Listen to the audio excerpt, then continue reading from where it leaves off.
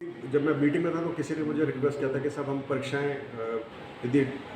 Computer base पर test कराएं तो ये जो परीक्षा लीक जो पेपर लीक की समस्या काफ़ी हद तक सॉल्व हो सकती है और बात बिल्कुल सही है। सिर्फ हमारी प्रॉब्लम ये है कि राजस्थान के अंदर हमारे पास सिर्फ 20,000 नोड्स हैं जहाँ पर कि कंप्यूटर बेस्ड परीक्षा हो सकती है और वो सभी नोड्स प्राइवेट सेंटर्स पर हैं, यानी private engineering colleges, private colleges में। और उनमें से बहुत सारे ऐसे कॉलेज हैं जो कि सेफ़ नहीं है, जहाँ पर कि परीक्षा कराना सुरक्षित नहीं है। उसके चलते हम बहुत ही छोटी परीक्षाएं सीबीटी मोड में करा सकते हैं और कर्मचारी चयन मोड की जो परीक्षाएं वो काफ़ी बड़ी होती हैं, लाखों में होती हैं। तो बहुत ही छोटी परीक्षा हम करा पाते हैं। बड़ी परीक्षाओं कराने के लिए हमको ओवर बेस्ड परीक्षा करानी पड़ती है और उसी के चलते फिर हम प्रयास कर रहे हैं कि हम परीक्षाएँ कराएँ, लेकिन प्राइवेट कॉलेजेस में ना कराएँ, प्राइवेट इंजीनियरिंग कॉलेज में ना कराएँ, लेकिन कंप्यूटर बेस्ड कराएँ। तो उसका जो तोड़ निकाला है वो है कि हम परीक्षा कराएँ टैबलेट बेस्ड मोड के ऊपर। ये टैबलेट्स जो है वो प्रोड्यूस की जाएँ, सरकारी स्कूलों में परीक्षाएँ हों और उस पर एग्ज़ाम हो। उसके ऊपर भी एक्सपेरिमेंट चल रहा है। हम प्रयास कर रहे हैं आईआईटी कानपुर और आईआईटी मद्रास की मदद से कि वहाँ पर ये हम जो एक टैबलेट पर जो परीक्षा कराएंगे तो क्या वो सेफ़ रहेगी, उसमें क्या क्या सेफ गार्ड करने पड़ेंगे, खासकर जब परीक्षा केंद्र के ऊपर सर्वर से परीक्षा टैबलेट के ऊपर जब लोड की जा रही है परीक्षा पत्र को, उस समय पर क्या वो लीक हो सकता है या लीक ना हो, उसके लिए क्या क्या उसमें चेक्स बैलेंसेज हो,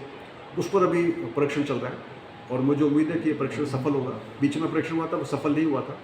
उसमें कुछ कमियां रह गई थी, अभी भी चल रहा है और मुझे उम्मीद है कि परीक्षण सफल होगा। सफल होने के बाद फिर हम ये परीक्षाओं को जो साइज़ है बढ़ा देंगे, पहले 5,000, 10,000, फिर 20,000, ऐसे प्रयास करेंगे जितना हो सके ज़्यादा परीक्षा केंद्रों पर ये हम टैबलेट पर परीक्षा करा सकें। तो ये एक बहुत ही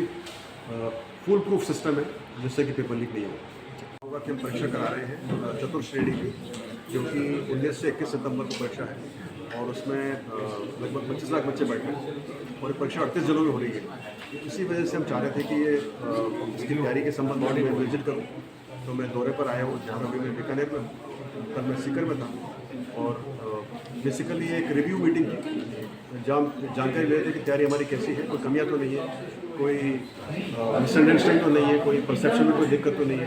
तो इस सब बातों को ध्यान रखते हुए हमने मीटिंग ली और सारे जो इशूज़ थे, जो मुख्य इशूज़ थे जिससे इनका संबंध पेपर लीक से होता है या डमी जगह जो इशू होता है या कोई ओमार वाला इशू होता है, उन सब के बारे में जानकारी ली और जो इम्पोर्टेंट पॉइंट्स है, देखिए परीक्षाएं को अच्छे से कराने के लिए और उसमें कोई गड़बड़ी ना हो, कोई फर्जीवाड़ा ना हो, इसके लिए बहुत सारे कदम उठाए। जैसे कि डमी से निपटने के लिए हमने बायोमेट्रिक्स हर एक सेंटर पर हर एक बच्चे की बायोमेट्रिक्स और फेस स्कैन की कार्रवाई शुरू की है और पिछले 1.5 साल से हम प्रयास भी कर रहे हैं कि हर एक बच्चे का हम हंसली पे नमूना लें। अब एडमिट कार्ड पर हर बच्चे का जो उसने फ़ोटो अपलोड किया है फॉर्म के साथ में वो होता है और साथ साथ में उसने OTR पे जो फॉर्म भरा है उसमें लाइव फ़ोटो दिया है वो होता है। तो यानी कि डमी से निपटने के लिए बहुत सारे एक्शन लिए और मुझे उम्मीद है कि इससे अभी डमी की समस्या बिल्कुल ज़ीरो हो जाएगी। पेपर लीक से निपटने के लिए हमने बहुत सारे प्रयास किए, अलग अलग प्रिंटिंग प्रेस से अलग अलग सेट्स बनवाना, मल्टीपल सेट्स बनवाना और कौन सा सेट किस परीक्षा के शिफ्ट में आएगा ये लास्ट मिनट तक हमने सरप्राइज रखा। इसके अलावा परीक्षा केंद्र को परीक्षा स्टार्ट के 1 घंटे पहले बंद कर देना, सारे जो सर्विलेंस रखना, हर जो सारे के सारे जो कार्रवाई है उसको पूरा वीडियोग्राफी में बंद करना, CCTV लगाना परीक्षा केंद्र के ऊपर, परीक्षा कक्षों में CCTV लगाना। तो बहुत सारे हमने ऐसे स्टेप्स लिए हैं जैसे कि नकल के ऊपर, डमी के ऊपर और पेपर लीक के ऊपर काबू पाया जा सके। सर, जिस प्रकार से देखा जाता है एग्ज़ाम होते हैं तो एक धार्मिक रूप ले लेता है कभी कभी, जिस पर कड़ा उतरा लिया, हाथ में मेहंदी लगी हुई है, उसको लेकर भी अभी एक कोई नई को निकाला है सर मेमोरेंडम। जो हमारा ड्रेस कोड है वो बहुत ही विस्तृत है और उसमें कोई भी ऐसी त्रुटि नहीं है या कोई एम्बिग्यूटी नहीं है और मुझे उम्मीद है कि उसकी वजह से हमारी परीक्षाओं में किसी में ऐसे कोई भी इशू नहीं हुआ। कभी कभार किसी का एकाध सेंटर पर ऐसा हो जाता है जबकि कोई मिसअंडरस्टैंडिंग हो जाती है, कोई समझने में गलती हो जाती है, अदरवाइज़ ऐसा कोई नहीं है। और मुझे पूरी उम्मीद है कि जो हमने ब्रीफिंग की है यही मैंने बताया अभी भी हमारे स्टाफ को और सभी को कि ऐसी कोई समस्या होती है तो उसको आप बहुत सूझबूझ से निपट सकते हैं। और जैसे कृपाण है या सिख के लिए जो उनके जो धर्म के चिन्ह उनको ले जाने के लिए अनुमति है, उसके पूरा विवरण दिया हुआ है